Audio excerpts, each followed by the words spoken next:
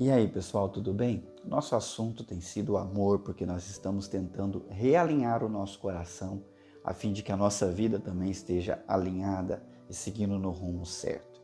Eu tenho dito para vocês que o coração é mais importante nessa função de realinhar a vida do que a mentalidade, do que lidar, por exemplo, com disciplina e força de vontade.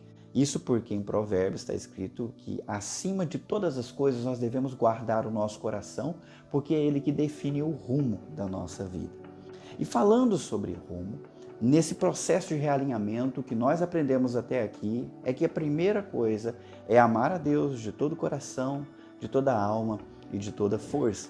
Todo mundo pode concordar com isso. Se Deus é o Criador, só Ele pode corrigir as falhas e é nele que a gente vai encontrar as respostas e direção para a vida. Depois vem um outro mandamento, amar ao próximo. Também muitos vão de concordar que uma vida para ser alinhada, ela precisa ter o próximo no seu valor e lidar bem com isso. O que muita gente negligencia é o amor próprio.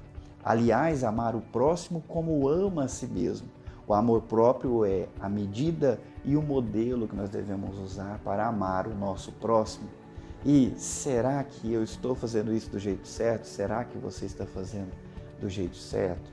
É complicado porque quando fala de amor próprio, ou a gente pende para um lado da vaidade, daquele amor excessivo por si mesmo que beira a presunção, ou ela se ama de menos.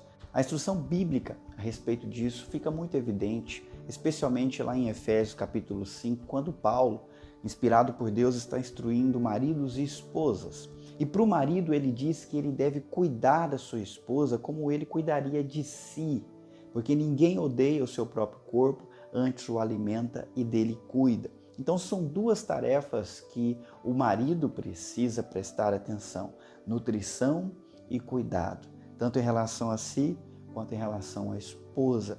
Como é que a gente demonstra amor próprio? Olha, você precisa se nutrir e você precisa se cuidar. Toda a instrução bíblica é entregue para pessoas capazes de ouvi-la e respondê-la. Quando a instrução é dada, presume-se que o ouvinte entenda e então responda.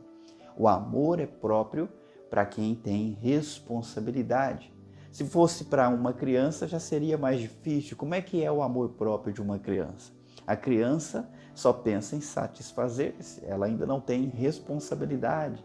Então ela vai querer comer o que ela gosta, ela vai querer fazer o que lhe satisfaz, e isso não vai colocar ela atrás de um livro para ler, atrás de uma tarefa para fazer, nem atrás dos melhores e mais saudáveis alimentos. É por isso que crianças precisam de pais e responsáveis que lhes digam o que comer, que lhes digam como se cuidar. Senão, elas não se cuidam. O ruim é quando nós chegamos na fase adulta pensando assim, sempre pensando na gratificação instantânea e achar que isso é amor próprio. Não é, isso beira mais a insensatez e responsabilidade. O amor próprio tem a ver com nutrir-se com o melhor. Nutrir-se fisicamente, nutrir-se psicológica, mentalmente e nutrir-se também espiritualmente. Se você se ama de verdade, então tome cuidado para dar para você os elementos mais nutritivos a fim de que você tenha saúde. Isso é pensar a longo prazo. Isso é pensar no fim e não no momento. Se você se ama, então se cuide. E cuidado também tem a ver com precaver-se de não se colocar em situações perigosas, situações que podem atacar a sua integridade, podem te machucar, macular, corromper de alguma forma. Se você pensasse dessa forma, nutrição e cuidado, e levasse isso bastante a sério, você ia ter uma vida muito melhor, eu lhe garanto. É claro que seria uma vida mais restrita, sem fazer um monte de coisas que hoje você faz, mas com toda certeza você teria no coração e na mente, a consciência de que está se amando de verdade. Pense em si, cuide de si, separe o melhor para você, dê aquilo que vai te nutrir de verdade e cuide-se para não andar no caminho tortuoso e perigoso.